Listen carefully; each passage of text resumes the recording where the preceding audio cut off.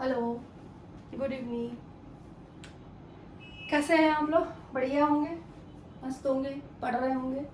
Next अपन start करते हैं life process की। अगला जो प्रोसेस है उसे हम क्या कहते हैं? रेस्पिरेशन। रेस्पिरेशन आपने पढ़ा है, जानते हैं, पर लेकिन जो अपन पहले जानते थे वो रेस्पिरेशन नहीं है। जैसे अपन ने देखा कि भाई होता क्या है कि अपन ने ऑक्सीजन ली, कार्बन डाइऑक्साइड रिलीज करी, तो उसको अपन रेस्पिरेशन नहीं कहते हैं। ठीक है, अब यहाँ बात आती है कि जब उसे नहीं कहते तो किसे कहते हैं। तो यहाँ पर अपन बात करते हैं रेस्पिरेशन। देखिए, रेस्पिरेशन एक मेटाबॉलिक प्रोसेस है जिसमें हम क्या करते हैं, ऑक्सीजन को लेकर फूड को क्या करते हैं, ब्रेक डाउन करते हैं और उससे हमारी कार्बन डाइऑक्साइड रिलीज होती है। और हमारे यहाँ पे जो मेन प्रोडक्ट है वो है एनर्जी। यहाँ हम किसकी बात करते हैं? एनर्जी की बात करते हैं। यानी वो मेटाबॉलिक एक्टिविटी जिसमें आप एनर्जी गेन करें, उसी को हम क्या कह देते हैं? Respiration with the help of oxygen. Oxygen की हेल्प से कर सकते हैं।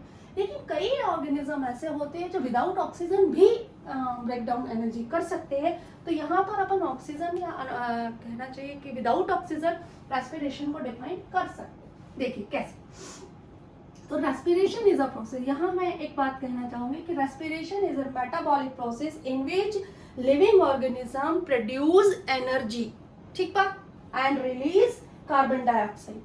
ठीक, ये चीज हो गई। अब अपन ने यहाँ पर जब कैप्सुलेटेड डेफिनेशन लिखेंगे, तो जब किसी चीज की कैप्सुलेटेड डेफिनेशन होती है तो डेफिनेटली उसका एक इक्वेशन भी होता है। तो यहाँ यदि हम इक्वेशन लिखें तो यहाँ फूड मटेरियल हमारा क्या है? C6H12O6। कहाँ बनाया था हमने? फोटोसिंथेसिस में बनाया था।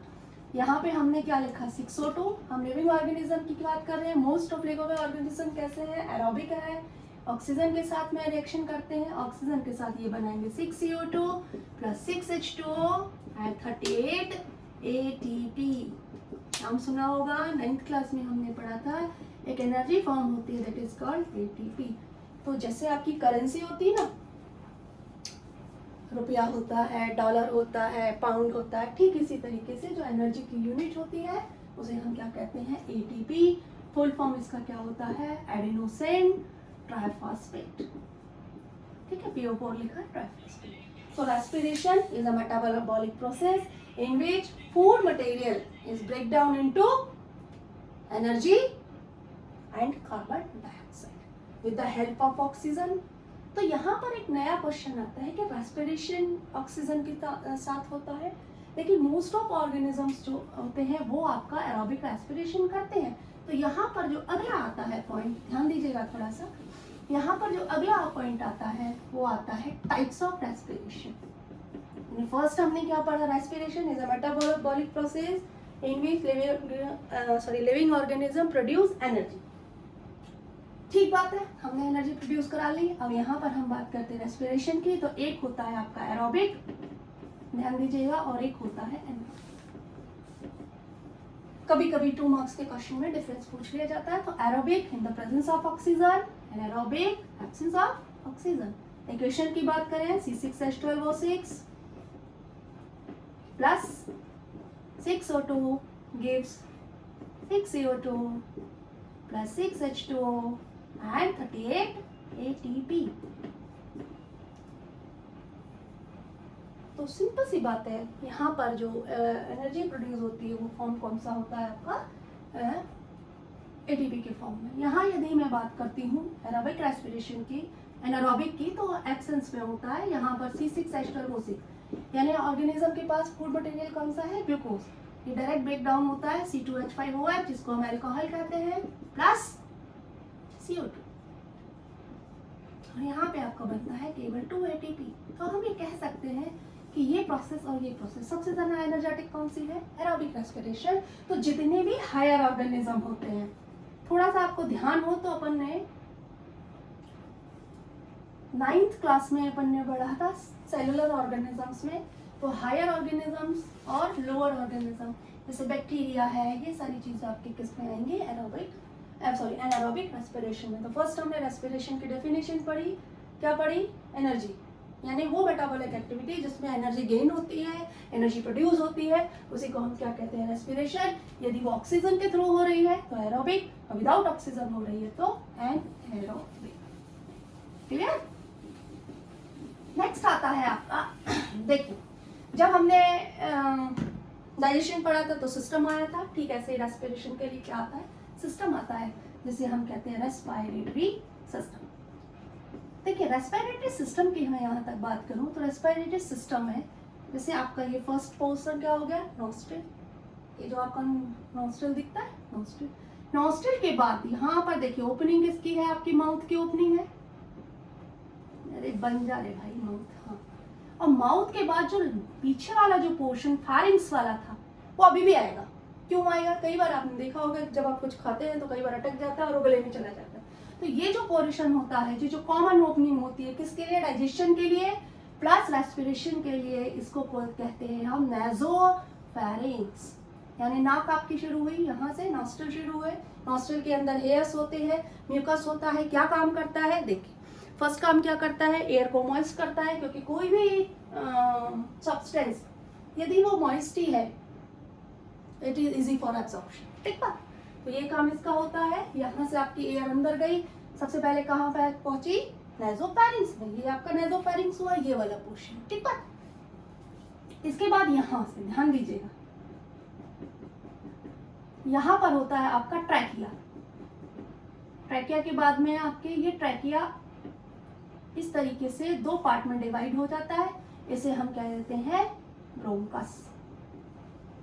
और ये देखिए ये हो गया आपका लंग्स का पार्ट, देखिए भाई रफ डायग्राम है, ध्यान से देखिए। अब ये आपका ब्रोंकस हो गया, अब ब्रोंकस क्या होता है, और छोटे छोटे पोर्शंस में डिवाइड हो जाता है, बिल्कुल फाइन लाइनिंग्स में डिवाइड हो जाता है, और इन फाइन लाइंस को हम क्या कह देते हैं, ब्रैंकियोल्स। ध्यान से सुनिएगा मेरे, ब्रैंकियोल, यानी फर्स्ट पोर्शन आपका क्या हुआ, ट्रैकिया, ट्रैकिया डिवाइड हुआ दोनों पार्ट्स, ब्रोंकस, ब्रोंकस किस में डिवाइड हुआ, ब्रैंकियोल्स में। और यहाँ ध्यान दीजिएगा फिर एक और नई बात आती है, जो ब्रैंकियोल का लास्ट पोर्शन होता है वो इस तरीके से कुछ होता है, हाँ थोड़ा सा फूला हुआ, क्या कह सकते हैं, थोड़ा सा हाँ स्वेल्ड होता है, इसको हम कहते हैं alveoli, the functional unit of lungs. समझ रहे बात को, यानी यहाँ पर ऑक्सीजन क्या आ जाती है, आपकी अंदर आ जाती है और डिफ्यूज हो जाती है, यहाँ किसके लिए, ब्लड के लिए। यहाँ एक चीज और ध्यान रखिएगा, जो राइट साइड का लंग्स होता है वो थोड़ा सा क्या होता है, बड़ा होता है, और उसमें क्या होते हैं, 3 लोब होते हैं, ठीक है। राइट साइड में कितने होंगे, 3, और लेफ्ट साइड में कितने होते हैं, 2 लोग, ठीक है। तो राइट साइड हो गया, नहीं ये वाला हमारा कौन सा होगा, लेफ्ट, ठीक है, और ये होगा आपका राइट। तो राइट साइड में कितने लोग होते हैं, 3, और लेफ्ट साइड में कितने होते हैं, 2 लोग।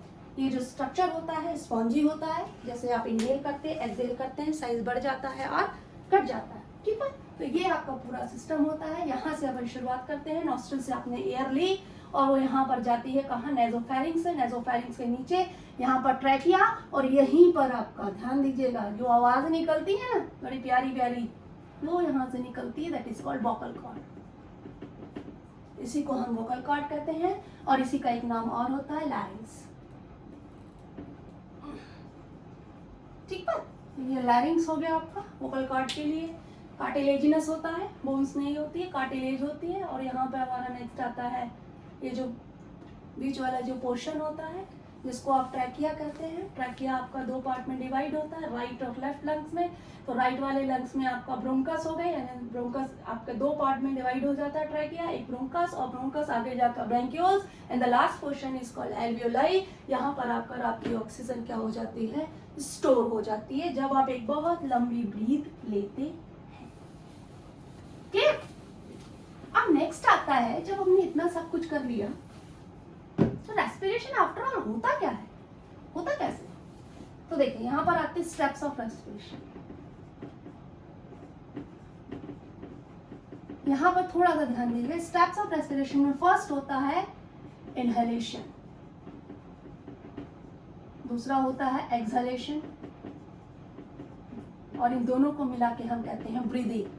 बाबा रामदेव की तरह आप ब्रीथ करते हैं ना, लंग्स आपके एक्सपेंड होते हैं, है ना, इनहेल करते हैं, कॉन्ट्रैक्ट होते हैं। तो देखिए जब आप ऑक्सीजन अंदर लेते हैं तो इसे हम क्या कहते हैं, इनहेल। तो ध्यान से देखिएगा, हमारी जो फर्स्ट प्रोसेस होती है ब्रीदिंग, अब ब्रीदिंग इनहेल और एक्सहेल हो गया, ऑक्सीजन ले लिया, एक्सहेल छोड़ दिया, तो इनहेल और ये आपका हो गया क्या, ब्रीदिंग में। और सेकेंड जो होता है that is called cellular respiration. देखिए ध्यान से देखिएगा, हमने ऑक्सीजन ली, नॉस्ट्रिल में गई, शॉर्ट में लिखेंगे, नॉस्ट्रिल से कहाँ गई, नेजोफैरिंग्स में, नेजोफैरिंग्स से कहाँ पहुंची, ट्रैकिया में, ट्रैकिया से कहाँ पहुंची आपका ब्रोंकस में, और ब्रोंकस से कहाँ पहुंची, ब्रेंकियोल्स में, और ब्रेंकियोल से कहाँ पहुंची, एल्वियोलाई में, और ये यहाँ आकर आपकी हो गई स्टोर, ये आ गई आपकी। अब ये कहाँ गई, ये गई डिफ्यूज, कहाँ गई, सेलुलर, यानी सेल में, और सेल में आपके पास क्या है, ब्लड। ध्यान से देखिएगा, सुनने का समझने की कोशिश कीजिए। एक वर्ड अपन ने सुना है, पढ़ा है, जानते हैं, अपन ब्लड में डिस्कस करेंगे, हीमोग्लोबिन। एक वर्ड आया, कौन सा, हीमोग्लोबिन। ये जो हीमोग्लोबिन होता है, डिनोटेड बाय Hb, ये इसको बाइंड करता है ऑक्सीजन को, और फटाफट से कहाँ ले जाता है, सेल के पास, टिश्यू के पास।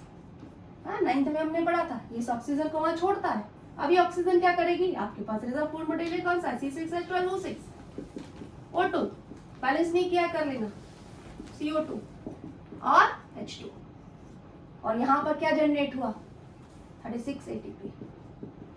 वो पहले 38 बोला था, वो 36 है, ठीक है ना, 36 ATP।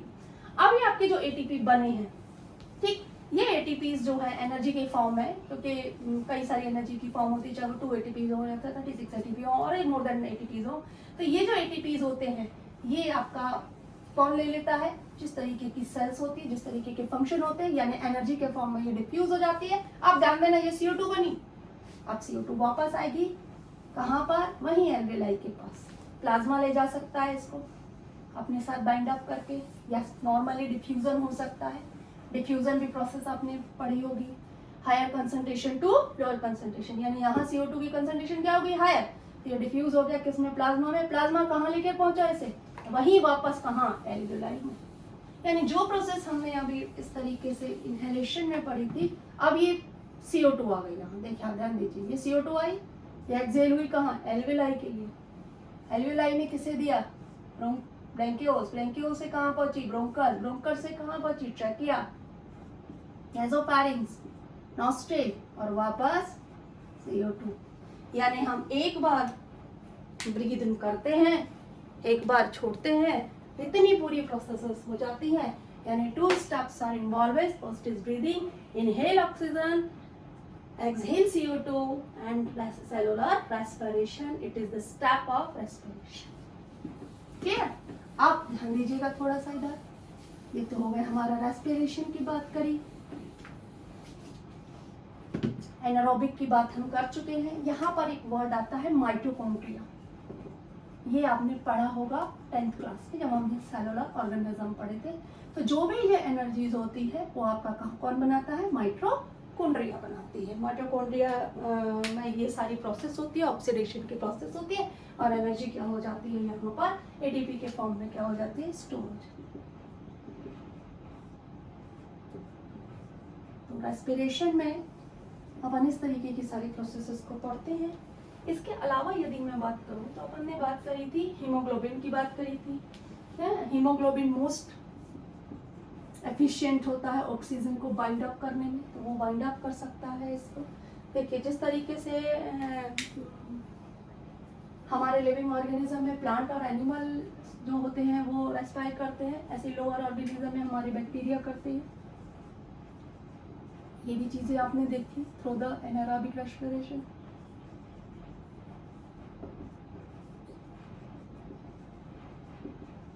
ठीक है, तो ये सारी बातें अपने किसकी थी, रेस्पिरेशन के बारे में।